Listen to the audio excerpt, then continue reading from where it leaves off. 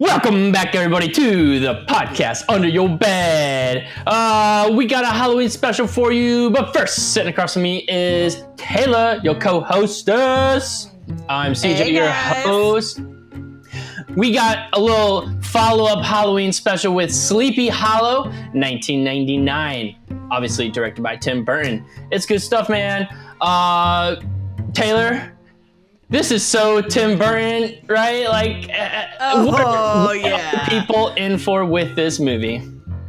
I mean, honestly, I feel like from the first shots, if you haven't figured out it's a Tim Burton movie, I really don't know what to tell you. So with that comes your typical Tim Burton-ness. So if that's something that you like, this is definitely a win. If that's something that detracts you, it is all over the place. We were chatting a bit before. It might even overtake some elements that could have been better because you're so distracted by the Burton-ness of everything. But it is definitely a staple of his filmography, and I think like cast and crew definitely speak for themselves. A lot of similar players that we always see, so it's exciting. It maybe is not ranking as high as I remembered it being, but it's still very enjoyable. Okay, fair. Well, if you really don't know of the legend of Sleepy Hollow, basically a headless horseman is haunting an old town in like colonial days America. And Mr. Johnny Depp, aka Ichabod Khan, is this man. It's like this man of science that comes to investigate these hauntings. Science. Yes, science versus nature or the spirit world. I mean, it's great. I mean, you know, maybe as a kid, if you're a 90s baby, you saw the old Sleepy Hollow animated cartoon. Yes. Right? I think that's definitely some of the inspiration was very drawn from that at times, no doubt. But this is stacked in so many ways, starting with the cast. Taylor, who is gracing us with their presence in this flick? God, who is not? And I realized I missed an E on the document there. I remember it, Khan. I was like, what was his fucking... It's Crane. I'm just dumb. So we have, as you noted, Johnny Depp is playing Ichabod Crane. If for some reason you've been under a rock, I don't know how you wouldn't know who he is, but he's in Pirates of the Caribbean, Sweeney Todd, Fear and Loathing in Las Vegas. Yeah. Did you not know that? Taylor, I'm playing. Shut up. Oh my God, I hate you. Stop. I'm not prepared. We've been off for a couple weeks. I'm not at my A game yet, okay? Look, you're the best of all of us, all right? We go hard. So you get Katrina, hello words, Van Tassel hey, there they are. Our heroine. That's iconic Christina Ricci. Who? Casper guys, Addams Family. Now that one I know is a joke. Yellow Jackets. Playing her stepmother is Miranda Richardson, who is just a baller, Phantom of the Opera, The Hours, The Crying Game. Playing her dad is the recently departed R.I.P. Michael Gambon, who I think most people would know best from Harry Potter, but also... I don't know why this movie gets brought up so much, but Paddington 2, I haven't seen it, don't judge me. And also recently did Judy.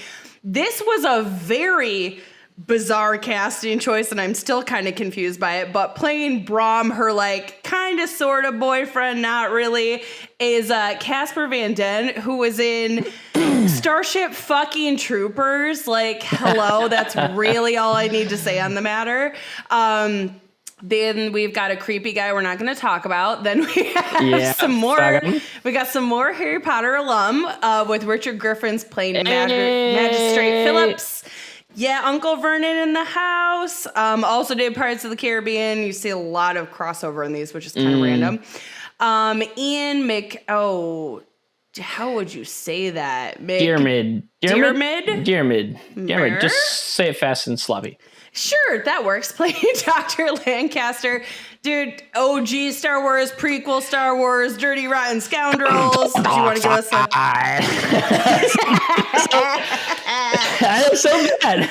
I can do better. I'll come back. At the end of the episode, I'll give it back. All right, that works for me. All right, rounding out the bottom of our cast, because guys, sorry, this was so stacked. Michael Goh is playing Notary Hardenbrook. I think you would remember him best from Alfred. In like many, he's the best. Many of the Batman films. Also did a small part in Corpse Bride, which I love. The next one, I haven't heard of him before. Where's he from? Oh, really? Christopher. Yeah, you know, Christopher. He's a newcomer, Christopher Walken, if you're, a newcomer, playing our Hessian horseman. Obviously, iconic as hell. Pulp Fiction, Catch Me If You Can, Deer Hunter, a billion other fucking things because he's amazing. And then last, finally, guys, sorry, we are getting there. This was a big cast, though. Christopher motherfucking Lee makes the cameo in this because he is a gem and an icon of the genre. Man. I love him so much. He did all the Hammer films, did The Mummy, The Wicker Man, did Corpse Bride, Lord of the Rings, and just a personal fun fact.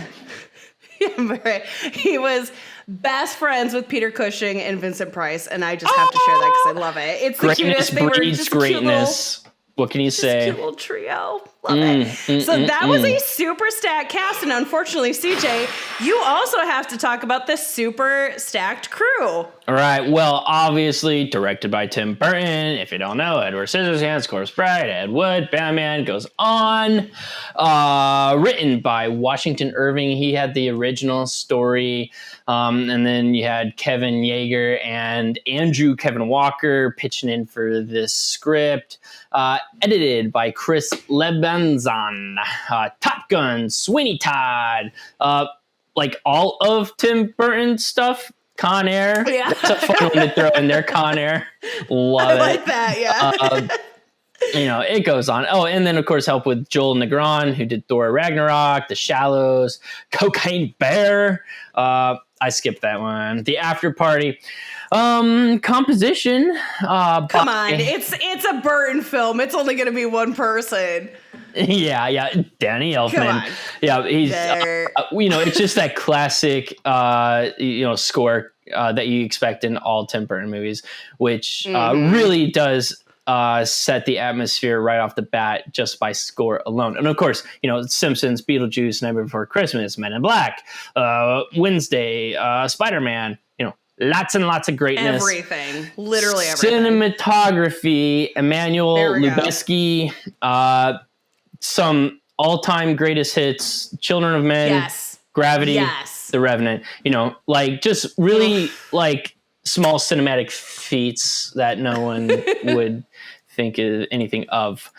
So obviously, stacked cast, stacked crew, all under the umbrella of the Tim Burton whatever multiverse there. Multiverse of a brain, just jumbled up into a big witch's stew of whatever this movie is.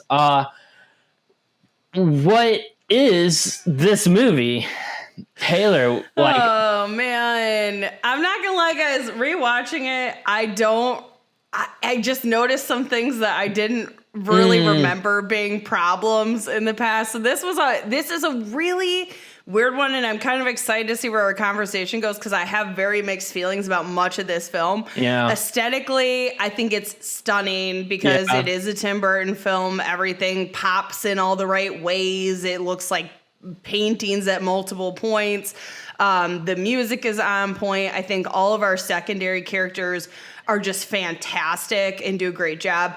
Where I find some issue, especially, is like the kind of whodunit element to this. I find it very confusing. Is the word I guess I'll use. Yeah, well, I struggled. Yeah, there was a lot of exposition dumping. Especially at the end to kind of put the bow on things. That I don't know. That was a little unfortunate, but. I agree though.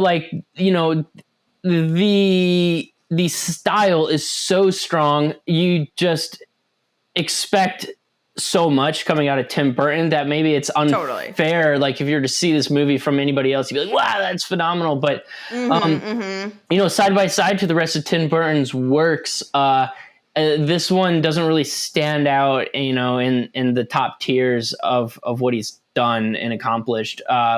but it is not, not to say that it isn't a great movie in a lot of ways. It's a lot of fun to watch, a great Halloween flick.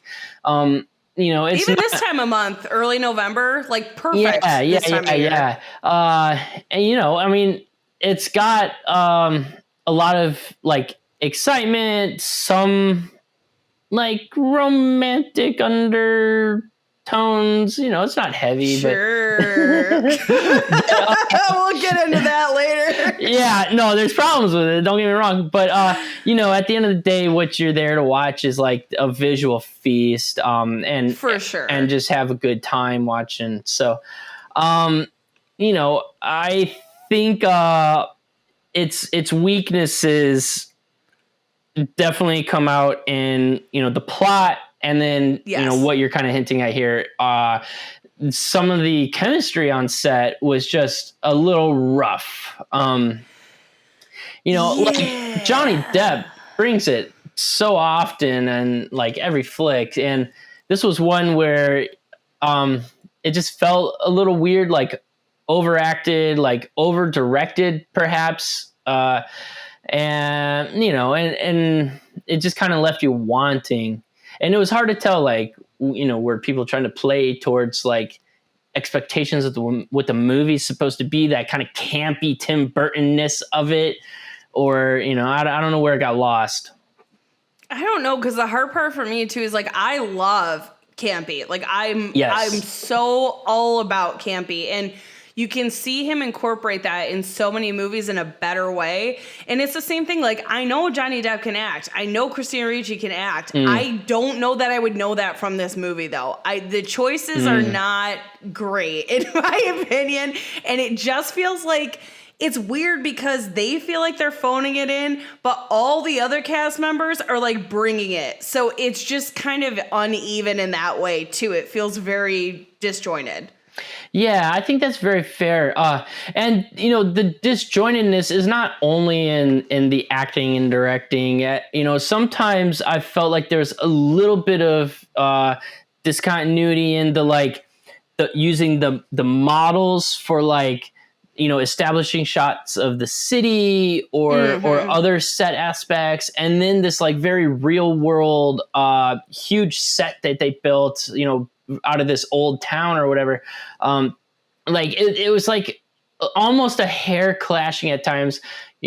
Obviously Tim Burton does a great job of like piecing it all together, but it felt like heavy-handed and forced occasionally. One of the ways that I really noticed it right off the bat was like the color grade on this was just so monotone, which I get. Let's desaturate, make this very dark and gray, lean into silhouetted shots, but it was just too heavy-handed, which I kind of, it actually took me out at times as opposed to like just letting me live in this world. So, maybe just bottom line, Taylor, where's like this land for you overall rating? God, I so struggle. Before we were watching this, like if you had just asked me based on like memory, I probably been like, oh, it's definitely a 3. Like it's so aesthetically pleasing and it's such like he set up such a world. But having rewatched it and twice in particular for this episode, I was like, oh, I don't know that this is as good as I thought. So I think I'm actually gonna bump it down from where I started to it too. It's not my favorite movie of his. I still really enjoy it. I don't want it to come across that I don't have a good time watching it. It'll still be in my like Halloween rotation or like early November rotation, like that. It's got that fall feel. But in terms of like just how the movie carried itself, I don't think it gets to 3. For me, it's definitely a 2. How about for you? I hate to say it, but I agree with the 2 rating. I think, I know it hurts. I not put Tim Burton on a pedestal before watching this movie. Maybe I would have given it a 3, but I know he can bring it stronger than this. So unfortunately, it kind of landed at a 2. Yeah. Total Monsters Under the Bed. I think this isn't like supposed to scare the piss out of you. Like where are you landing Total Monsters Under Your Bed in terms of how scary the movie is? It's hard too because it feels like in a way like the concept should lend itself to be scarier, but I also know Tim Burton's style of scary is not terrifying. Like that's not really what he does in any of his movies. Yeah. And even though this one definitely has an R rating, it's still not. I think it has an R rating at least. Maybe I made that up. It does. Yeah, but it's not.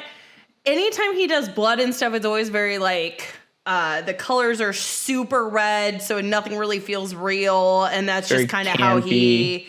Yeah, and I'm for that. I'm not mad about it, but again, it doesn't lend itself to being scary per se. And very like gratuitous, but also very precise in the way it like splatters across a pumpkin or a face. You know, it's like it's very intentional in a great way.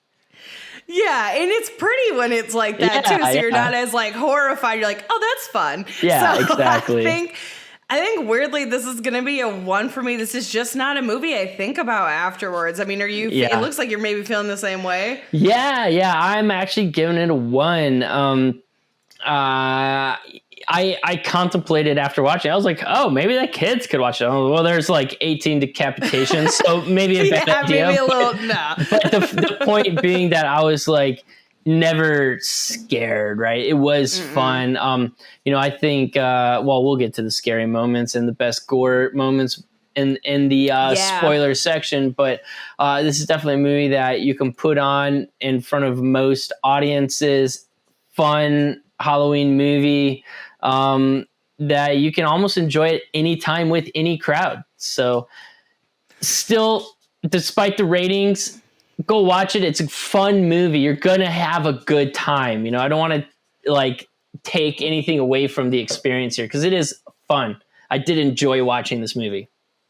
That is the hard part. So we're obviously looking at this very critically and we're going to rip it apart in our spoiler section. But like to your point, like I still like it. It's just not as good as I remember or as put together as I had remembered it being at a younger age. But it's still aesthetically, it's still a Burton film. You're still getting an amazing score. You're getting a great cast. All the secondary characters are fantastic. Like for the cast alone, it's worth watching just to go, oh, yay. Oh, look. Oh, ha, ha. Totally. And then you look at the crew and you're like, oh, well, they've done everything. So there's a competent crew behind it as well. So it's not a badly made film. It's just maybe not where it could have been. And obviously we'll get into the specifics of why that is, but I would still definitely recommend this. And it is, like you said, it's a super fun movie to watch in a group. It's one you can watch easily on your own, and it doesn't have a super lengthy runtime. So it is worth a watch regardless of like us probably tearing much of it apart. It's still worth a watch, I would say. Absolutely. Well, y'all stick around to hear us rip it apart and get a drink in your hand because we got a fun one for y'all today. So spoiler section coming next. Welcome to the podcast Under Your Bed. There'll be drinks, critique, and perhaps a few murders. You're all invited, but once the podcast has begun, there's no way out. The ghosts are waiting, so won't you join me for the podcast Under Your Bed? That's so bad. I can't even do it. Like, all right. I'm crying. Everybody like listening is probably like, what is going on? Well, to fill y'all in, we tried to do our best. Johnny Depp like disturbed like, ew, that's gross moment. He does that all the time, right? That's like in every movie. At least once he's got this like, ew, that's gross look. And the whole movie of this though, it's just like there's always a face. You're like, why? But he does it so much better than I ever could. It's a good face, but there's no screams. Does anyone scream in the movie? I don't know. No, I think like literally everyone's beheaded, so there's not like a grand opportunity for there's like blood gurgling in the throat or something. Yeah, maybe there you go. We should just gone like maybe there you go. That's like the blood gurgling noise. Well, somehow, despite not screaming, that was still my favorite part of the episode. But before we get to the spoiler review, Taylor, we are sipping on a delicious cocktail today. Ooh, What yeah. is it? This is a great one, and I have followed this account for a long time. So if you're following our page, we've absolutely reposted their cocktails before on our Instagram, which I'll go ahead and plug right now because we literally never plug our stuff. But Pod Under Your Bed, that's our Instagram handle. You know, we should do that more. But Probably. she put out Join Jules, kills it in the cocktail game. You absolutely should be following her if you're not already. What she did for Halloween was make out of her many, many cocktails that season, she did the pomegranate bourbon sour, aka the Sleepy Hollow cocktail. And this is fucking delicious. You get bourbon, you get amaretto, you have pomegranate juice, lemon juice, a pomegranate simple syrup, which is super easy. You just put in pomegranate juice and sugar together and heating it up. Get a couple splashes of bitters. And if you are extra fancy, then you will smoke a sprig of thyme into your glass, and then you can put it right on top, extra fancy. I know CJ did that today. I didn't do it today, but it is nice, except it can have like a burnt taste if you don't do it kind of correctly. Well, right. So, you know, they recommend some dry thyme, but I didn't have any dried thyme. I didn't take the time to dry my thyme, and I think I just smoked it too much. So, and then when you add a sprig of thyme in there, it's just kind of a potent scent along with the flavor. So, just be gentle with the smoke, just a little. Just a hair of smoke there. Yeah. But yeah, it's a good one. It's shockingly easy. It's just more about having the ingredients around. But like, I mean, you just put it in the shaker, double strain. It's not a hard one to make, and it will really impress your guests because it seems like you made a super fancy cocktail without really having to do much of that work. That's right. I like that. It's a bit of like that sentence, but you got it. Yeah, it tastes like kind of a Prohibition era type cocktail. Yeah, it which does. Are some of my favorites. So this is totally really up my alley. Anyways, sit back, mix one up while you listen in to our spoiler summary. Brought to you by Wikipedia and CJ today. Guys, I'll be honest. Like I said, I always do full disclosure when we do this. I really struggled trying to write the plot of this. They just want to hear it. Fuck it. Just saying. Should have watched the movie. They need to just skip this part. It's their damn fault. There you go. That's right. So I just like to be transparent, though. Wikipedia wrote this, so if you got any grimes with what we're putting out, them. Blame Wikipedia. It's not our fault. That's right. All right. Take a big sip, Siege. Yeah, you're right. Now I'm going to sit back and drink. The year is 1799. And Ichabod Crane, a New York City police constable, criticized for his predilection for scientific methods, is dispatched to the upstate Dutch hamlet of Sleepy Hollow, which has been plagued by a series of brutal decapitations. A wealthy father and his son, Peter and Dirk Van Gerrit, and a widow, Emily Winship.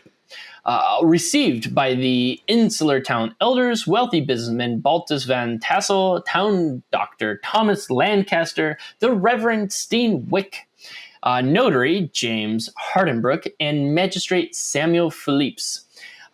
Ichabod learns that locals believe the killer is the undead apparition of a headless Hessian mercenary from the Revolutionary War who rides at nightfall on a black steed in search of his missing head.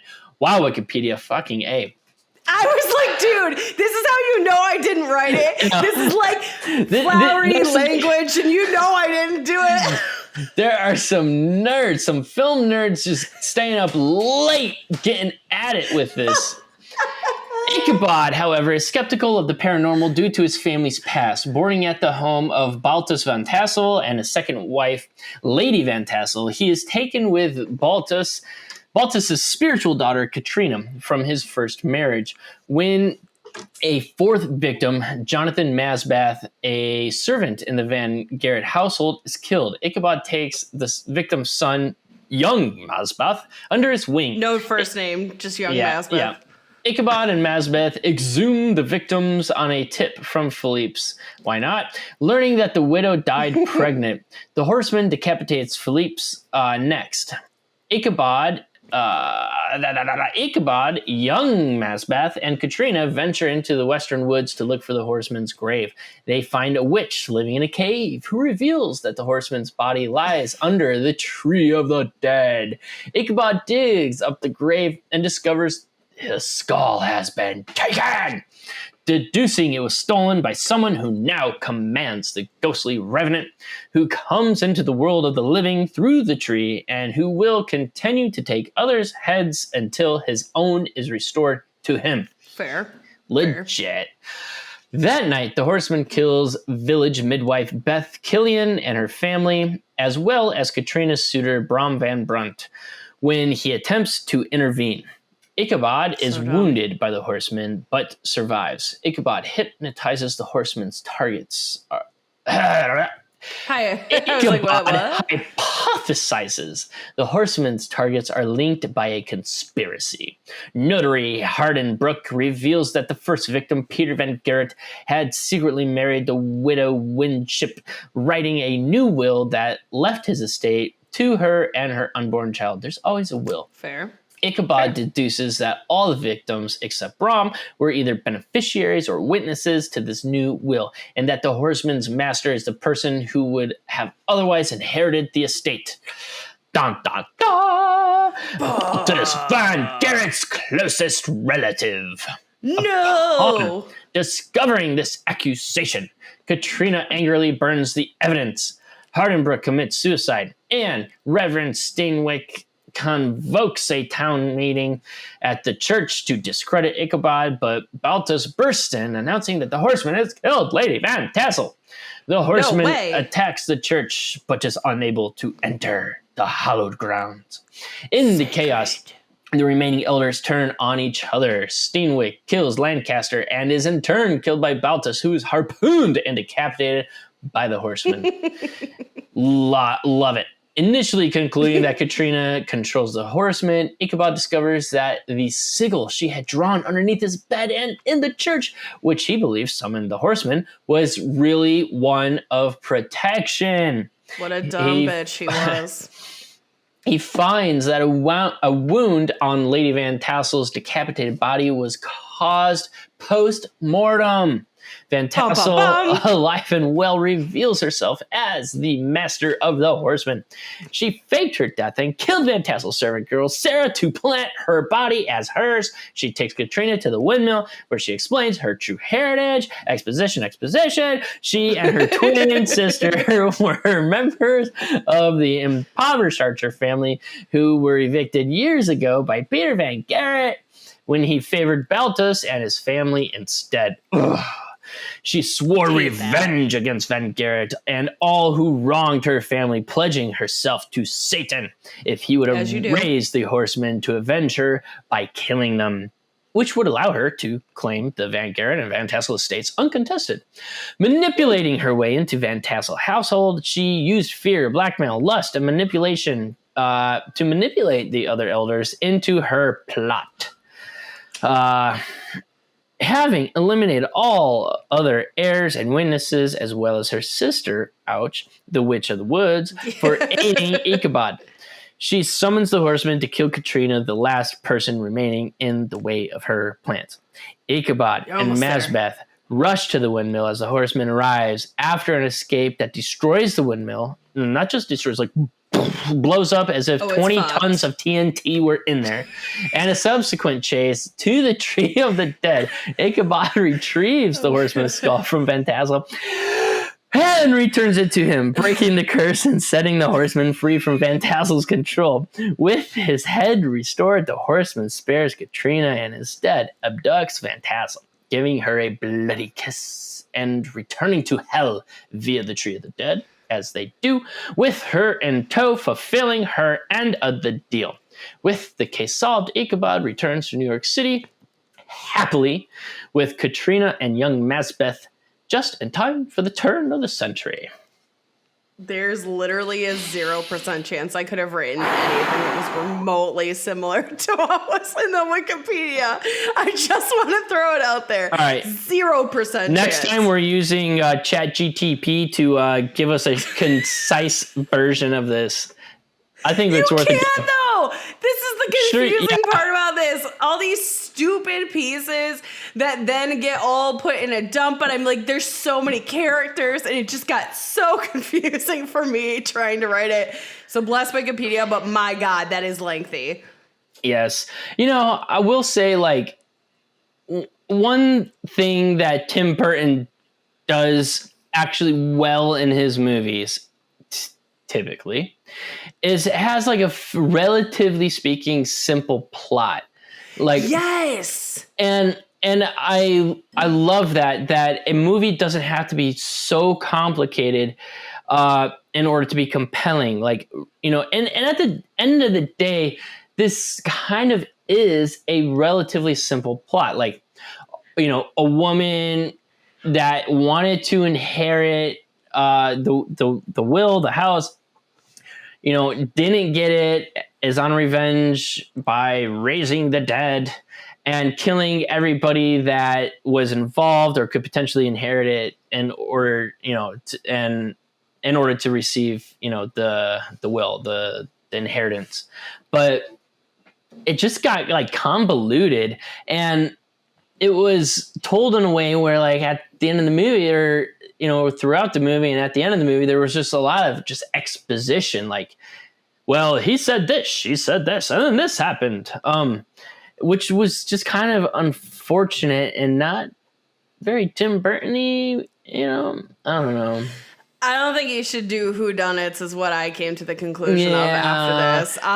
No, I don't know how many moment, you know, like, Yeah, no, it just was. It's funny. I've seen it several times, and I still today, if you ask me, like, what the direct line is and how this works, I have a clearer image now because of doing research for this podcast. But like, I still would probably get some parts of it wrong. It's confusing, and then people are bringing up different theories throughout, which is fine. But when you've got like 18 characters and the connections all matter, and then you've got characters you never met, like the widow and stuff, it gets super confusing and bogged down. It's almost like there's too many characters, or we needed to take some element out of it to make it like a little bit more straightforward. Like, maybe don't give us Ichabod's giant theory about everything that turns out to not be correct. And I don't know. It just was, well, I don't know. It was a low point for me, to be honest. Yeah, it's unfortunate. I mean, I do like, you got to throw a twist in. It can't just be straightforward, you know. So the fact that it's the person who, you know, he has feelings for, he believes has feelings for him, you know, who he believes is the antagonist, you know, Ichabod, that is, believes who is the antagonist. It's nice to have that wrinkle, but it's not like it got that, there was no consequence of that, that thought, that misconception. No, he just rides away from town defeated, and it's not until he just has this like light bulb moment, like, wait a second, and he returns back to, like, you know, check the body and realizes it's a post-mortem wound and whatever. Yeah. So the plot was just like a hair sticky.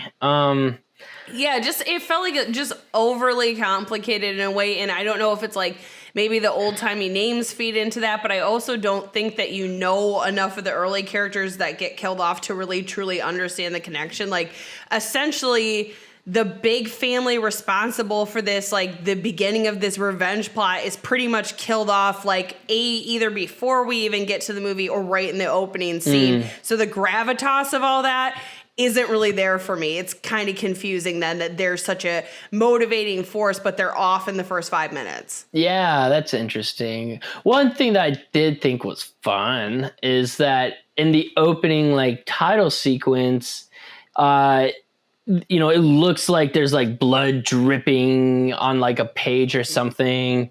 And then, of course, later in the movie, you realize that it's the red wax that was dripped onto the will. You know, so it's cool that, like, you know, the will was obviously like first and central to this film, and was kind of revealed in a very like creepy, cool way. But it just it would have been nice if everything else was revealed that way. Yeah, instead of getting your big dump at the end there, that it's like, well, this is how this person was related, and then I had to get rid of this person because they heard this thing, and then this thing happened here, and you're like, wait, whoa. I'm like, can somebody draw me like a diagram so I can follow the exact logistics of what's happening here? I will say, though, the opening scene is it is fun. It's super fun. I didn't dislike it again. It just was like, when I realized that those characters were so important, I was like, well, why did we off them in 10 seconds and I have no clue who they are? That was my only like gripe with it. Absolutely. We touched on it in the spoiler-free section, but the clear, obvious strength of the movie is the Tim Burton-ness of it. If not like his most well finessed movie, it's very fun to just see his style just oozing out of the screen. And starting right off with the opening credits, again, that like wax dripping on the page that looked like blood. I loved some of the like shots of the horse-drawn carriage going through the scenes. One of my favorite moments was this like wide shot of the carriage silhouetted just going across the bottom of the frame. I thought it was just, really iconic and beautiful imagery that, that is bringing you into the world of Tim Burton's head. So it's almost disappointing because it sets you up for greatness and then it lets you down. But yeah, I agree. And we were discussing it prior to filming, but some of the Burton-ness can overshadow some other elements, which is also unfortunate. But the pros of it, like even down to the pumpkin, which is, is like a Nightmare Before Christmas reference, but it's such like, it's so specific. Like he is like very meticulous. He does care about his details. Yeah. He really wants you to be immersed in this world that he's that's pumpkin right there, yeah. Yeah, there you go. Yeah, because right at the beginning, it's the one that flips around when it's like doing the opening song. So yeah, actually, that first death, is it the first death? Maybe, where you get the like blood splatter on the pumpkin face. Yeah. I love that sequence. Well, actually, maybe it was prior to that sequence where Ichabod, Johnny Depp's character's riding through and he sees the scarecrow with the pumpkin head. I can't remember which one. There's a couple pumpkin heads, to be fair, throughout this. But you have the like just very, campy cinematography style that you find in Tim Burton's films where like there's like this dramatic, like large push forward into the like pumpkin's head and the splatter, and you also have this like very unmotivated lighting where like there's very obviously this like bright white light coming up from underneath the scarecrow, which has no reason to be in there other than dramatic effect, right? It looks cool, okay? Exactly, like, which is totally fine. That's totally what we come to expect in these Tim Burton movies. And they play with that a lot, like these, leaning into shadows, but also letting like silhouettes play a role in the storytelling. Like, there's a moment where at the beginning, Ichabod, Johnny Depp's character, is walking into the like bar or maybe just a house. I don't remember what it is. The tavern / housing thing. Just the silhouette of like a couple making out like very aggressively or something. And but they are important to the plot exactly. Later. You just have to wait for the dump. So then you'll know later in the exposition dump that they step out of the silhouetted light into like a heavy key light motivated by the window, and that's when you get the reveal. So there's like that fun movement of characters in and out of light that works well at times. But the point is like technically sound filmmaking, just unfortunately, yes, the plot just fucking let us down.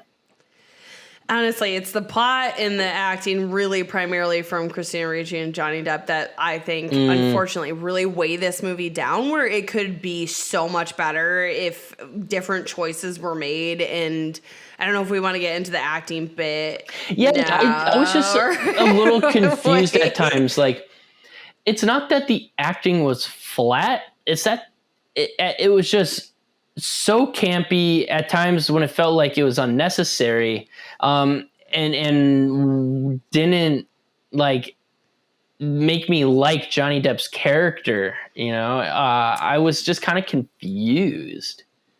No, it's weird. So I guess what I had read too was like the original Ichabod Crane isn't like the most likable character, and I guess what they wanted to do was play off of his more negative traits. But the problem that I ran into was that it's still Johnny Depp.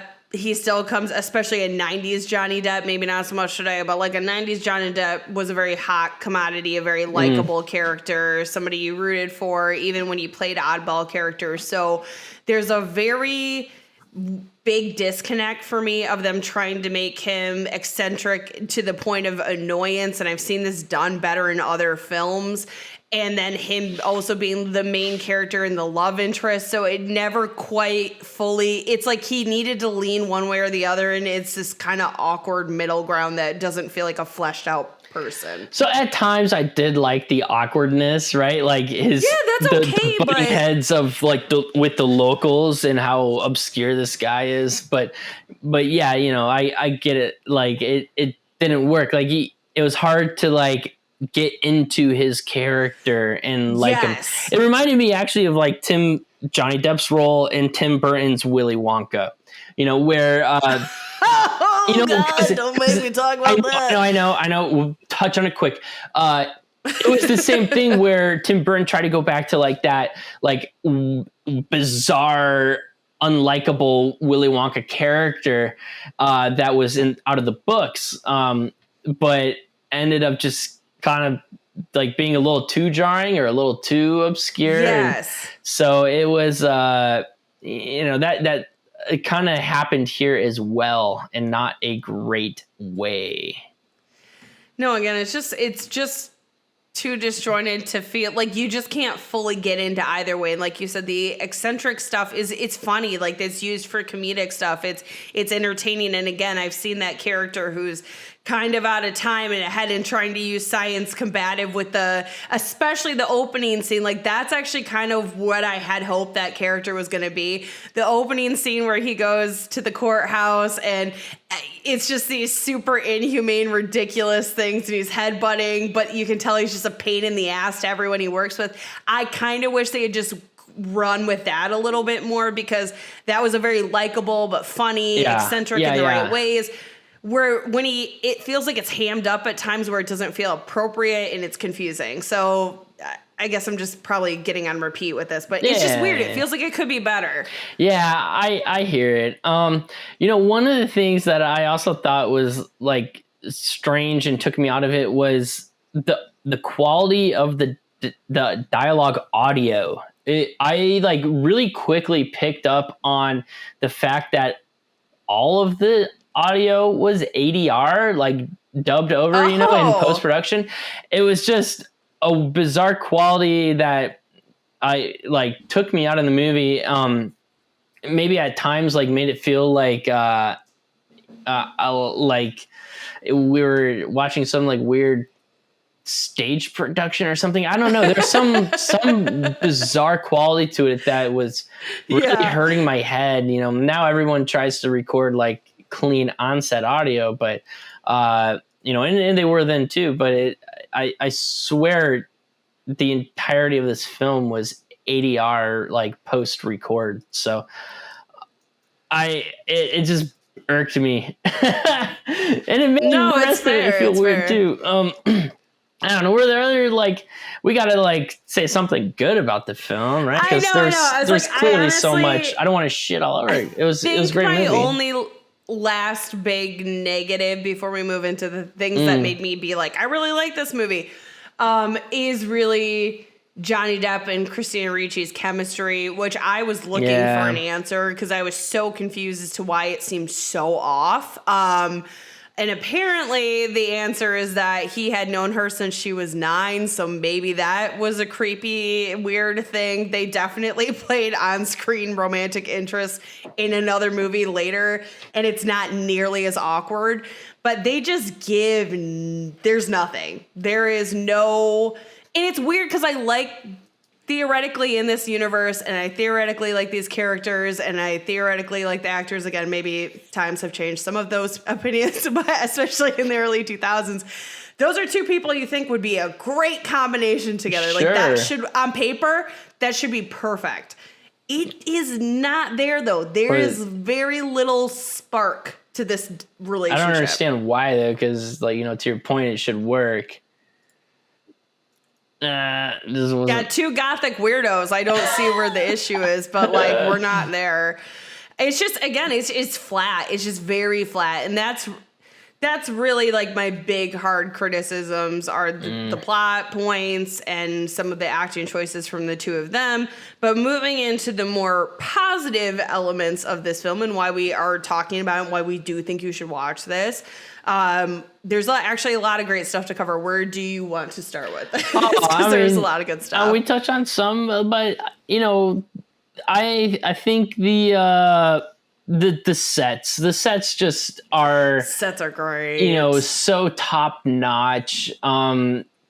You know, I think I read at the time it was the largest film stage, at least in London at the moment. And, you know, they used an actual location to like start with. That whole village was, you know, kind of a real world village once upon a time that they've sort of enhanced for the movie. Sure, and then the whole like West Woods set was all on a soundstage, a huge soundstage, right? So I don't think I would have known. I don't think I knew that actually. So I know it's pretty impressive, right? I don't think I knew that. The ability to like really control that environment, you know, like the tree of death or whatever is so cool, and it's really fun. So Burton. Yeah, you know, and of course this is like one of the most like gratuitous yet like fun Tim Burton moments where Johnny Depp's like hacking the tree open, and it's just so excessive with the blood coming out of the tree is great. But I love how it's like this like womb opens up and the Ghost Rider jumps out. It's so funny. I mean, see, that's the thing, is like it's funny. It's never like scary at any moment. No, rolling heads are entertaining. We can be honest about it. The scariest moment in the film, I think, is when the kid is hiding under the floorboards. Yes. And Mama's head goes rolling, and eyes are looking at him. All right, that was like, oh, that's scary. Well, that whole sequence is like a bit of a nightmare because you had this like very nice couple and their cute little kid. Yeah. And then, you know, you see all these dicks getting killed off and you're like, well, okay, like he kind of sucked. He kind of sucked. Like, okay. And then you get this nice family, and then you have a moment of being like, well, obviously they're not going to kill the kid because he's a kid. But then as soon as he comes back into the room, you're like, oh, they're going to kill the kid. Like, that's going to happen right now. I do like how Tim Burton goes there. That is one thing he is. He is a little ruthless like that. Subtly, though. Subtly. It's like the head's going in the bag, so you don't see any of it happen, but it's definitely implied. Yeah. I also liked... I think it immediately followed that moment where I thought the sword fight was well choreographed and very fun. Yeah, I thought it was a lot of fun. You know, how do you kill a headless horseman? it's kind of a fun thing. And he's so dumb. I love it so much, especially after seeing, I will just refer to him as Rico forever because of Starship Troopers, but having him, he's so dumb because Johnny Depp's like, you don't have to do it. You just leave him alone. You can't kill an undead guy. And he's like, I'm going to do it anyway. And you're like, you are a big, dumb idiot. And you definitely got killed for it. It was funny. It was very enjoyable. It was very funny. Yes. How do you feel like in that moment? What did you think about the gore and the special effects throughout the film? It's beheadings are always weird for me. It's like, because that's just a part of my normal day to day. The way I phrase that, it's weird because it can look so good, but then it can also have this weird funniness to it, and it also can look bad at times. I will say the prosthetic heads overall, I felt like looked pretty solid most of the time. I don't remember there being one that, because man, when it's a bad horror movie and it just, you can literally see like the lining that's like plastic and it just is terrible. I never noticed anything like that. It's weird for a movie that kind of is gory. There's actually not a gratuitous amount of gore with the kills because they're all pretty much beheadings. So it's just like a chop, head rolls away kind of a thing. I don't remember any bad ones. Do you remember any of them looking bad? No, none of them would like look bad. You know, there's that campy kind of funny quality to a handful of them, right? Like, you know, notably, I don't remember who it is that died, but the head that rolls into Johnny Depp's lap and like stares up at him. Yeah. Like, you know, moments like that are just kind of funny. You know, I just can't get out of my head now. But speaking of heads, one of the most memorable heads in the movie that never was decapitated, to the best of my knowledge, was Christopher Walken. His face as the headless horseman. Well, I guess you see his face when he wasn't headless. Yeah. I love his character is so unhinged.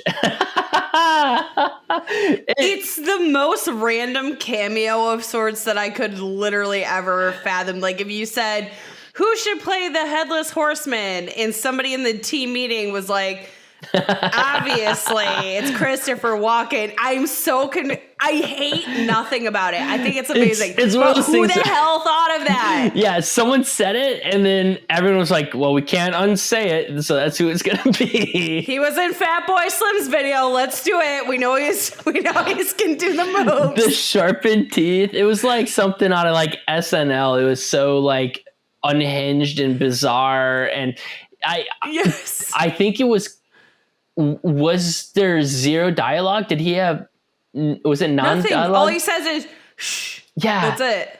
Yeah. He makes a quiet sound. I thought he nailed it for what it was. Which, by the way, I love the twins when he goes, shh, and she just is like, bitch, and then just snaps that branch. I genuinely thought that was very funny. That was a good moment for sure. You know, she's like, no. So this is definitely probably leaning towards the like bad qualities of the film. How did you just feel about the ending overall?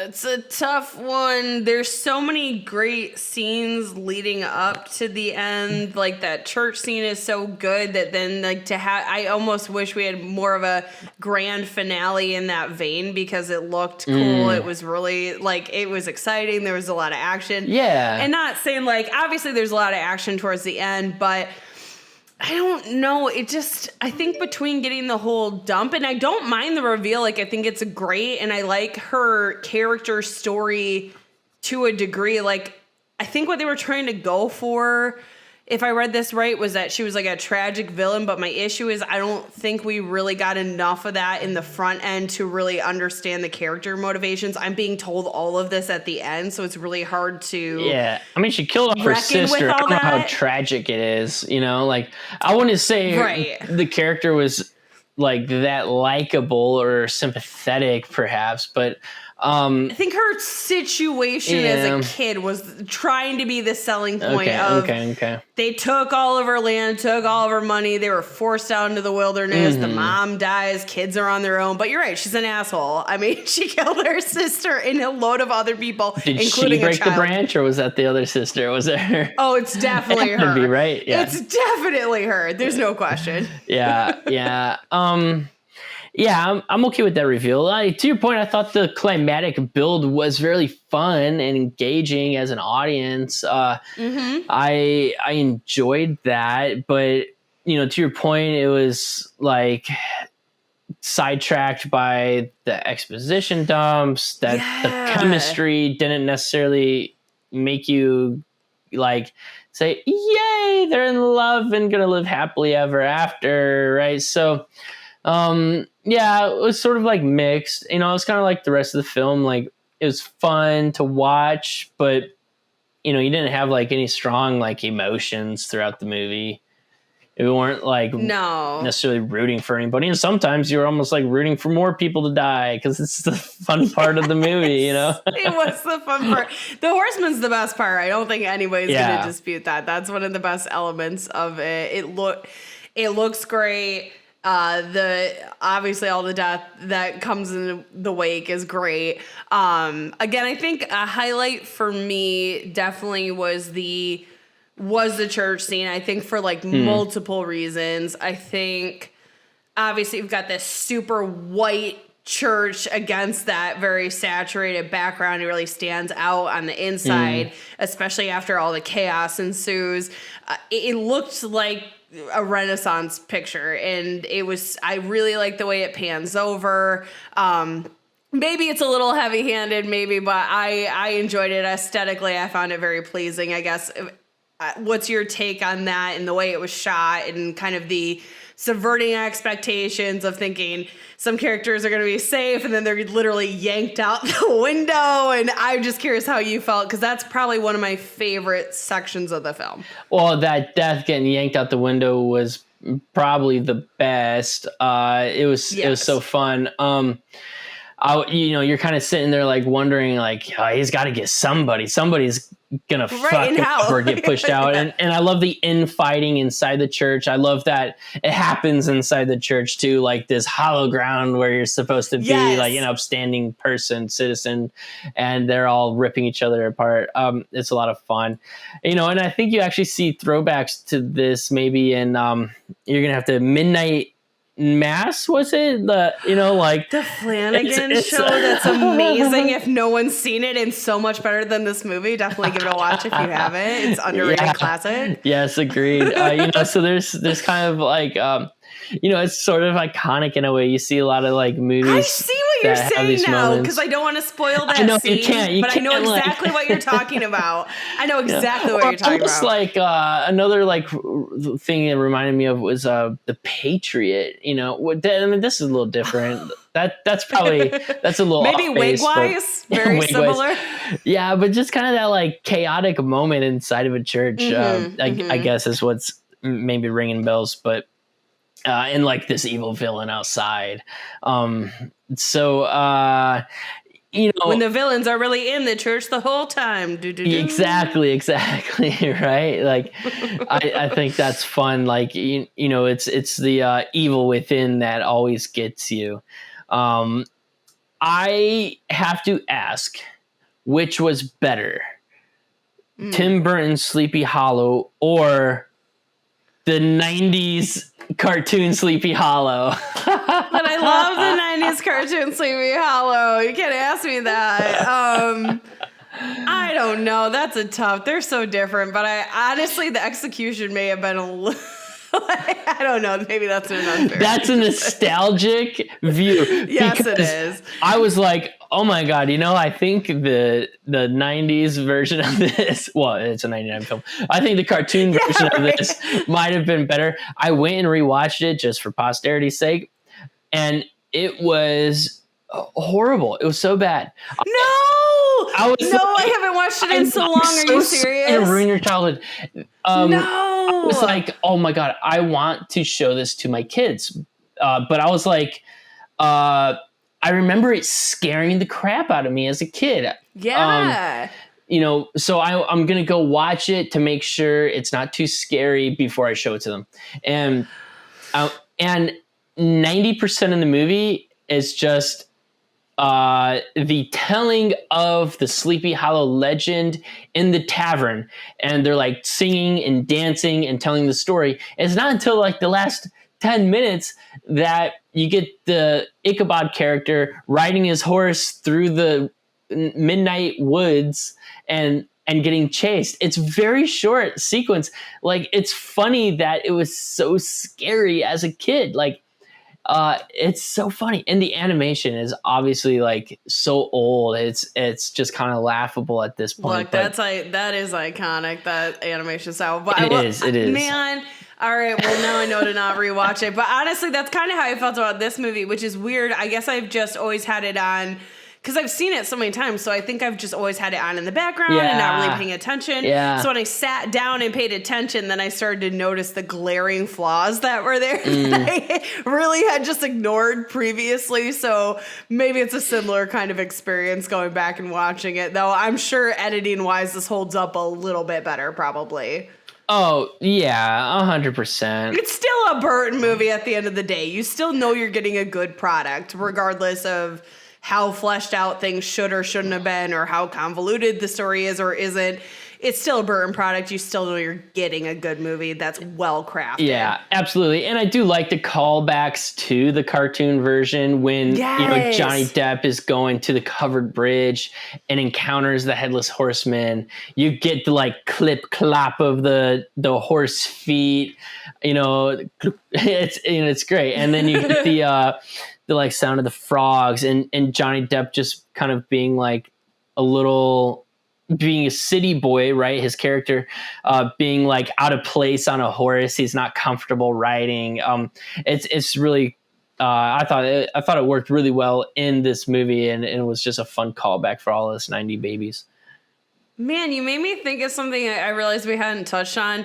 What did you think of the flashbacks and the witchy spiritual theme that kind of is there but kind of not there? Like, because it feels like that thematically was a thing that then didn't really become a thing.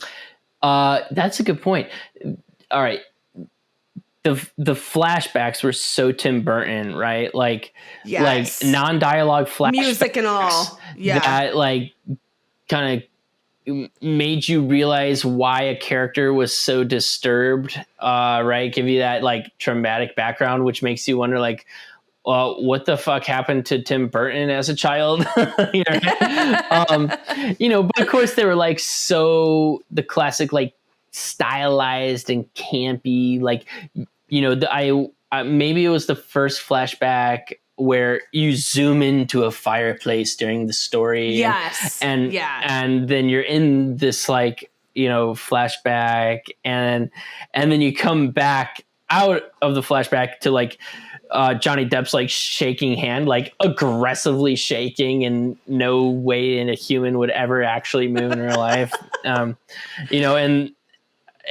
it's like campy fun quality, but I thought the flashbacks were very just playful. They were very playful, and I love the way he stylizes everything, and it's also like very like simplistic, but also like dreamy. The dreamy quality of the flashbacks are fantastic. You could probably like spend an hour just looking at the flashbacks and talking about how they were made and what was so great about them. And, maybe now you would say, well, I don't even know if I would say like Tim Burton plays with cliches of like zooming into a fireplace to bring you into the flashback. But the flashbacks themselves, I couldn't say were necessarily cliche in any way. Like maybe the way they were like, I want to say were they black and white? I can't remember. I thought no. There was like a color shift. I can't recall. Well, it gets like, especially when the mom is putting the Iron Maiden and everything gets really red and you see the hands. Right. That's where there's like a red door and stuff. So that really shines out compared to the rest of it, which like you noted is very saturated and stuff. Except I think the mom's blue dress is very like, that's right. Yeah, it was actually really the opposite. The flashbacks were like vibrant and like colorful. Yes, yeah. So that is kind of cool. That subversion of those stereotypes and like flashbacks being black and white or something. Did you have good any casting on the kid too? Oh, for sure. Yeah. It was weird because I like the idea and I like the motivating force and drive of the character, but it felt confusing because you've got this interesting thematically like the spiritualism versus the standard Christianity that was so stifling at that time, and anything outside of it was viewed as, you know, something that should be persecuted in a very nasty, evil way. And it felt like that should have driven the story in him a bit more than it ended up in the end, because all he saw with Katrina was like, that's bad. And I don't know if it was him like supposed to be kind of overcoming that, but it just felt like there's a very cool theme lingering there that never really gets fully brought up. No, I mean, I think you're right. It's like that. It's him like kind of putting that to rest, like reconciling with his past and like learning to love his mother again through this like Wiccan character. But it, you know, I don't think it had to go beyond that necessarily. I just don't know why that element was necessarily brought in then. Cause again, it's just like, he's questioning it. He's questioning everything, which I get. Like maybe he's confused about the upbringing and then having this traumatic event happen, but then he sees the horseman and then he just knows that that's what it is. But then he also has issues with the witchy stuff. So I don't know. I just felt like, again, some of it was contradictory than really pushing it forward, where it felt like it could have been more cohesive. That's all. Yeah. But I still like the flashbacks. They're still very cool and interesting. Yeah. Yeah. I think that's all super fair. Any lingering thoughts? I mean, on the movie as a whole, just, I think it's just fun and is what it is. No, I like I said, I think I'm bringing up so many things that I'm like nitpicking, but it's because it's Tim Burton that you should be nitpicking. And like you said, maybe that's an unfair thing to do, because in a different director's hands, we might have just watched this and had a really good time and not be criticizing it as heavily. But we also know that Tim Burton can deal with themes better and maybe have stronger characters and better chemistry, because we've seen it from his movies. So I think that's almost where the frustration comes in with this, is having revisited it and looking at it so critically, going like, but why? Because I know you can. So why didn't it get there with this one? That all said, and again, just being super critical on the podcast, I still really like it. I still really enjoy it. I'm not going to watch it being like, this is a 4-star film and everybody I know should watch it. I'm going to recommend it to everybody. It's not like that. But it's always on during Halloween season or right post-Halloween season for me. Aesthetically, it's gorgeous. Like I said, the secondary characters bring so much to the table that they almost make up for what's lacking in our primary characters. The score, it's fucking Danny Elfman. So obviously it's fucking stunning. There's no question there. It is a very well-made film despite the significant issues we addressed. And we're being hypercritical. But like, it's still a very fun film, I guess is where I'm landing with this. Yeah, and there aren't any plot holes, right? You know, the plot's just like... just a bit convoluted, but not a whole. Yes. At least it's just told in a way that is not very fun and easy to follow at times. So no, it's not. It could have been a little more playful, maybe, instead of just exposition dumps. But I like the movie. I think everyone should go watch it if they haven't. Shame on you if you have not. And don't put it on your top tier must need to watch list, but once you start getting towards the middle, it should have a good place there. Yeah, absolutely. But y'all, thanks for listening in again. It's so great to share this movie with you. Love talking about Tim Burton any day of the week.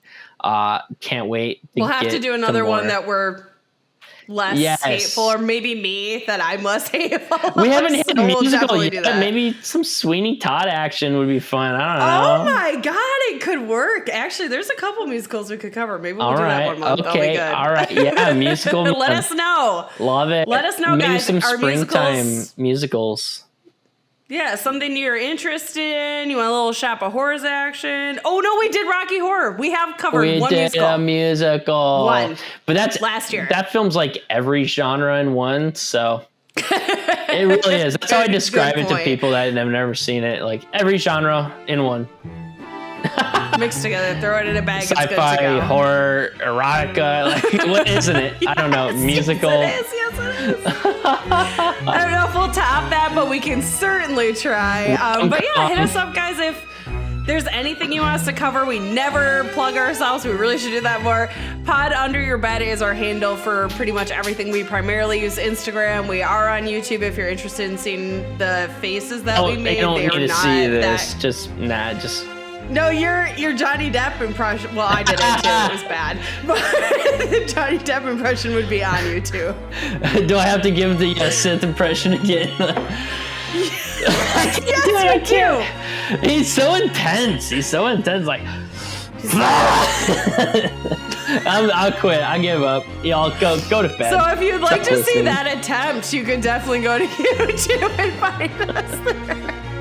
All right, but if not, send us a message at podunderyourbed@gmail.com. We are happy to take requests. We've kind of had our schedule booked up until now, so we are open. If you have any recommendations, we want to hear them, so hit us up. Yes, we do. See y'all next time on Pod Under Your Bed.